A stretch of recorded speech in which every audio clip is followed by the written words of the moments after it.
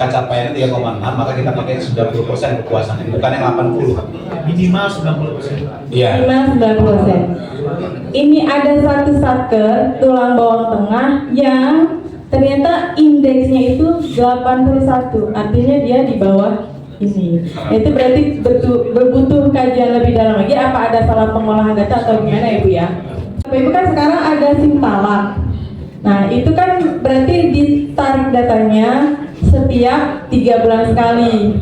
Berapa indeks SPKP-nya? Tapi tidak hanya berhenti di situ Bapak Ibu, tetap punya kewajiban untuk bikin laporannya. Laporan kan ada analisanya, kemudian hasilnya apa, terus yang harus ditindaklanjutinya apa. Akhirnya setelah mendapatkan pencerahan seperti ini, saya menyetujui ide dari PA Prinsewu. Tetapi maksud saya, kita buat rumus baku. Namanya mungkin seperti kalkulator hitung IQ, persentase IQ. Kan nggak apa-apa kalau misalnya kayak tadi kan, kita ini kan sebenarnya problem utamanya di daerah itu banyak mispersepsi itu karena salah rumus. Ada yang standar 4, ada yang standar 90 untuk yang survei kepuasan publik, kemudian yang mediasi dan sebagainya. Nah, menurut saya di sini bisa kita selesaikan secara ya, artinya PTA mengambil alih kan karena kewenangan PTA gitu. Dibuatkan saja kalkulator hitung persentase IQ, sehingga kita tinggal nanti kita yang menentukan target, kemudian yang kita juga yang menghitung realisasinya berapa di akhir tahun gitu. Jadi nggak ada kesalahan lagi penghitungannya karena hasilnya itu diperoleh dari rumus yang benar gitu. Tapi kalau saya ngebaca datanya di laporannya itu sih bukan kesalahan itu, tapi kesalahan data. Kalau perhitungannya benar. Ya, ini tadi kan ada tenggang itu terdeteksi data realisasi tidak berupa angka. Ini maksudnya di mana, di Berupa perkara. Persentase perkara yang diselesaikan tepat waktu 270. ini benar atau salah itu aja. Itu salah Pak. Adalah sasaran strategis kedua, peningkatan efektivitas pengelolaan perkara. Ini yang pertama adalah persentase salinan putusan yang disampaikan ke para pihak tepat waktu. Formulasinya itu adalah jumlah salinan putusan yang disampaikan tepat waktu dibagi dengan jumlah putusan. Jadi itu yang saya sampaikan tadi, karena ini kan sekarang sudah mengacu kepada Permenpan RB 14 ya Pak ya. Saya waktu itu masih Permenpan RB 53 Pak 2014 itu. Cara hitung mata bagi keberhasilannya itu seperti ini Pak. Jadi realisasi plus target kali 100 gitu Pak.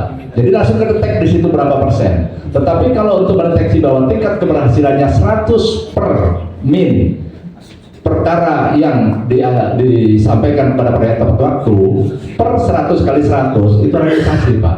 Tetapi yang real, makanya saya bilang sampaikan tadi, mungkin ini pemahaman kita yang harus kita samakan dengan Permenpan RB 14 2007 itu supaya kita tidak gagal fokus di dalam perencanaannya begitu Pak. Terima kasih Pak, mohon penjelasannya Pak.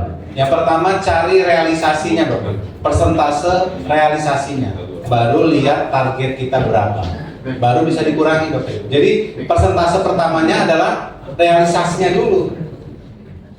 Jadi Bapak Ibu, ketika kita menghitung realisasi berarti kita bicaranya adalah data. Berarti data ini dari mana? Dari bagian hukum. Berapa sih perkara putusan yang disampaikan tepat waktu, itu catatannya ada di siapa? Terus kemudian jumlah perkara yang putusnya ada berapa, itu catatannya ada. Ini bicara data. Nah kalau datanya udah ketemu, realisasinya udah ketemu, baru kita bisa bicara masalah capaian. Bapak Ibu yang paham tentang ini salinan putusan disampaikan tepat waktu itu maksudnya apa definisinya? Kalau kita mengukur dari PNBP dan sebagainya itu akan sulit untuk mengukur, jelas. Kalau kami di Prinsewu sejak 5 bulan itu kami mengukur begini Pak, selama itu sudah one day publish dan sudah diekspos di dalam putusan, kita sudah menganggap itu sebagai 100%. Ya, sesuai. Terima kasih. Kaitannya salinan putusan yang disampaikan tepat waktu itu. Kita di Badilan itu kan dulu ada program one day minute dan one day publish, ya kan. Hari itu kita perkara diputus, hari itu kita publish. hari itu perkara diputus, hari itu perkara diminut, walaupun itu pada tataran SIPP. Kenyataannya apakah kira-kira inilah yang kita jadikan standar ukuran salinan putusan itu akan disampaikan kepada para pihak? Kalau kita menunggu artinya real bahwa salinan itu diambil, kita tidak punya tolak ukur. Oleh karena itu menurut kami ya itu one day publish adalah salinan itu telah terkirim. Terus yang kedua, kalau di PTA enak aja kan?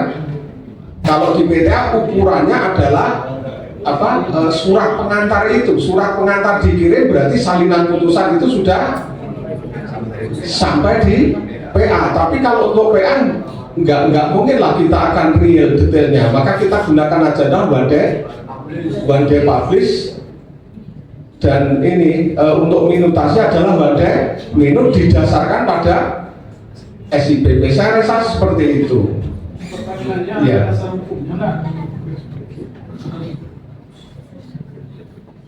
Kalau dasar hukum Pak, itu memang gini Pak, penilaian di rilis SIPP itulah kira-kira seperti itu ya. Tapi dasar hukum secara detail nggak ada. Tapi kalau kita gunakan realnya, ukurannya memang sulit. Jadi ada dua usulannya. Yang pertama itu one day publish. Begitu sudah dipublish berarti sudah dikirimkan, dihitungnya.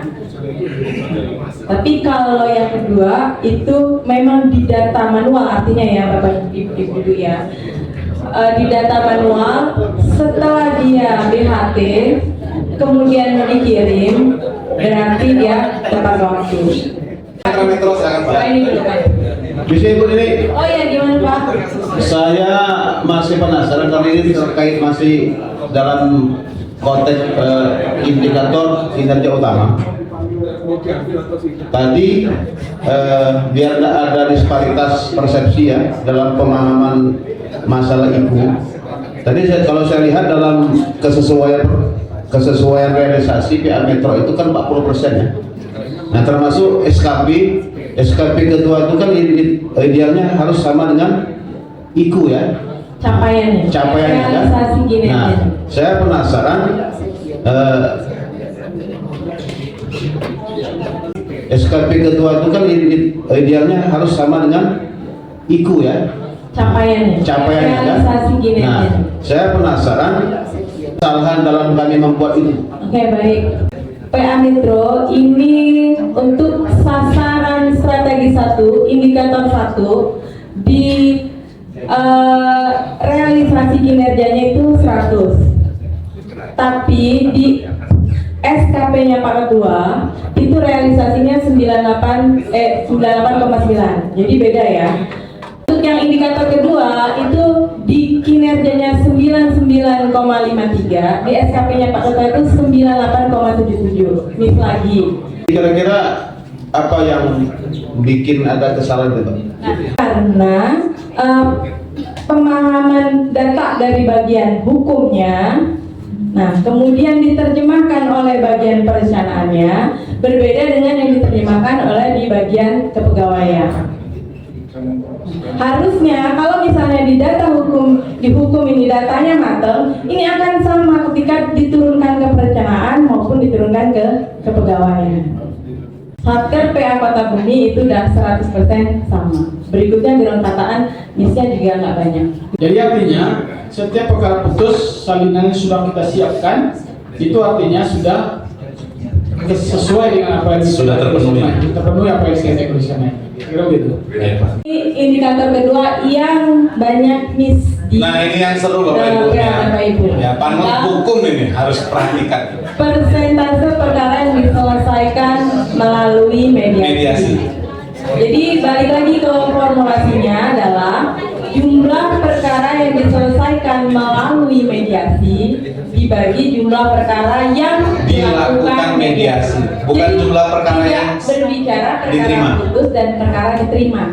Baik, ini kita lihat datanya PA kali ada mediasi Targetnya 5%. Di sini kali Anda itu jumlah perkara yang dilakukan mediasi ada 95.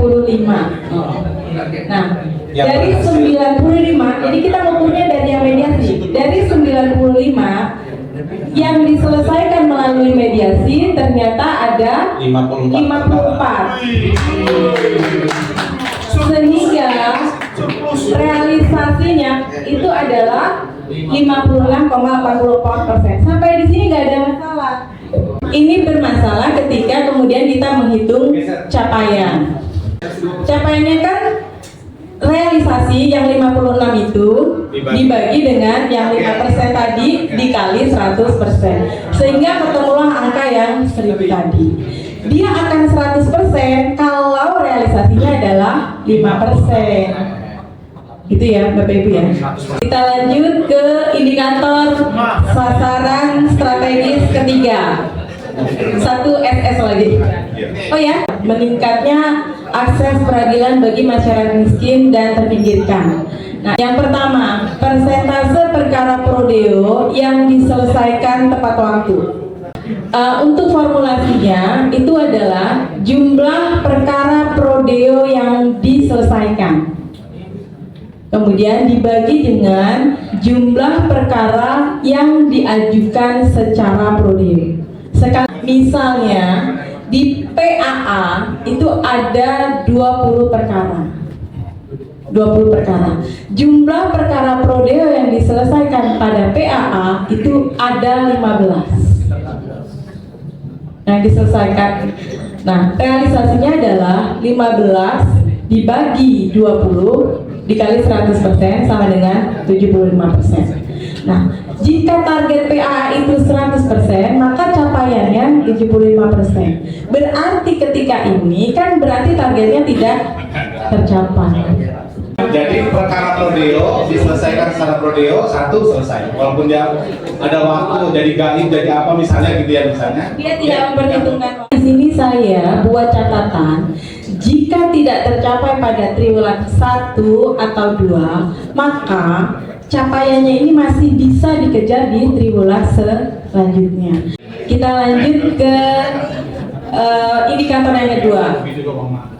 Persentase perkara yang diselesaikan di luar gedung pengadilan.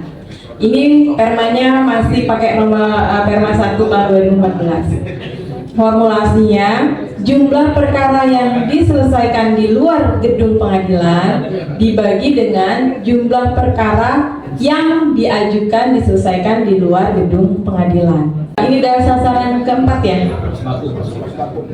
Persentase pencari keadilan golongan tertentu yang mendapatkan layanan bantuan hukum. Masih dengan perma yang sama.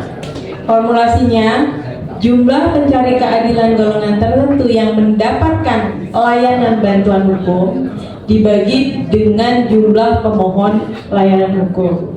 Sasaran strategis keempat, meningkatnya kepatuhan terhadap putusan pengadilan. Oke.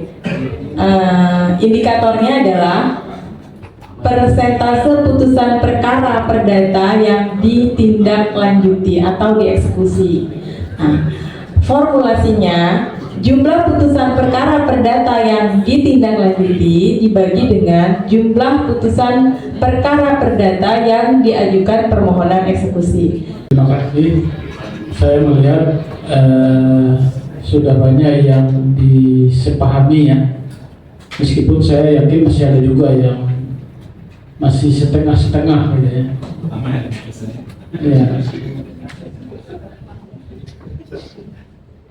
Ya. Masalah lelang yang tidak laku tadi itu ditafsirkan tadi itu sudah selesai. Sudah ditindaklanjuti. Enggak, di dalam kalimatnya tadi kan selesai ya. Apakah berdasarkan risalah setelah? Berapa berjumlah perkara yang diajukan eksekusi, terus di atasnya itu yang dibaginya Dilanjutkan. coba ulang dari Enggak, ini Rumusnya jumlah putusan perkara perdata yang ditindaklanjuti. Ditindaklanjuti itu artinya dieksekusi. Dieksekusi itu artinya dilaksanakan dengan paksa kan ya. Dibagi dengan jumlah putusan perkara perdata yang diajukan eksekusi. Nah, apa itu bisa ditafsirkan seperti tadi? Yang penting sudah dilaksanakan, tapi belum selesai.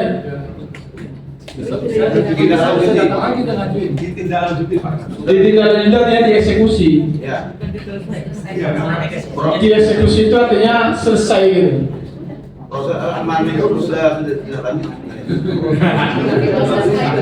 Kalau cuma sekedar ditindaklanjuti, itu artinya tidak selesai kan gitu. Tidak selesai tidak lanjutnya gitu.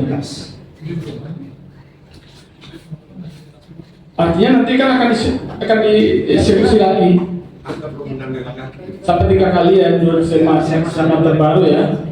Itu sampai 3 kali. Nanti setelah 3 kali tidak juga. Yang ketiga kalinya itu baru dilaporkan ke bukan PTA, dilaporkan ke Badilak. Iya loh, dilaporkan ke Badilak supaya tidak dianggap oleh Badilak itu perkara yang tidak diurus gitu. Tapi kita sudah selesaikan 3 kali. Itu di teknisnya, tetapi di sininya saya belum yakin, terlalu yakin dengan apa yang sampaikan pemerintah itu sudah dilaksanakan lelang tapi tidak laku. Itu dianggap sudah selesai. Sudah ditindaklanjuti, tetapi dia masih masuk dalam perkara yang akan dieksekusi nantinya. 2 bulan. Artinya masih termasuk dari perkara yang diajukan eksekusi itu, iya kan? Jadi memiliki targetnya itu, saya kira yang lebih aman itu adalah menganggap perkara itu yang tidak laku lelang itu dianggap perkara belum selesai. Jadi untuk bikin targetnya itu bisa diperkirakan. Ini kan perkiraan kita aja ini. Kira-kira berapa persen ya target kita, terus realisasinya berapa. Tapi saya paling tidak saya melihat bahwa sudah ada keseriusan daripada pimpinan PA, Panitra dan Bamur untuk tahu tentang masalah ini. Ini suatu kemajuan ya. Saya lihat ini suatu keberhasilan dari acara hari ini yang selama ini kalau peduli, alhamdulillah kan kemudian itu sudah kelihatan dan sudah bisa memahaminya. Artinya sudah bisa menjadi komando nanti di kantor itu. Ya. Termasuk diantaranya adalah pengelolaan biaya negara, uang negara di dalam masalah prodeo. Itu dianggap prodeo itu jangan dianggap itu uang percuma, artinya bukan itu uang negara. Itu harus dikelola dengan cara pengelolaan uang negara, harus jelas untuk masalah seperti tadi itu. Ya. Jadi sekali lagi saya ucapkan selamat dan ini bagus untuk ke depan, dan insya Allah ke depan nanti semua ketua dan semua wakil ini paham betul tentang ini. Barangkali akan lebih paham daripada peritranya, daripada bangunnya. Tapi kalau semuanya paham itu lebih bagus, sehingga insya Allah masalah ini tidak akan buat kesulitan lagi, tidak akan berbingung lagi. Terima kasih. Assalamualaikum warahmatullahi wabarakatuh.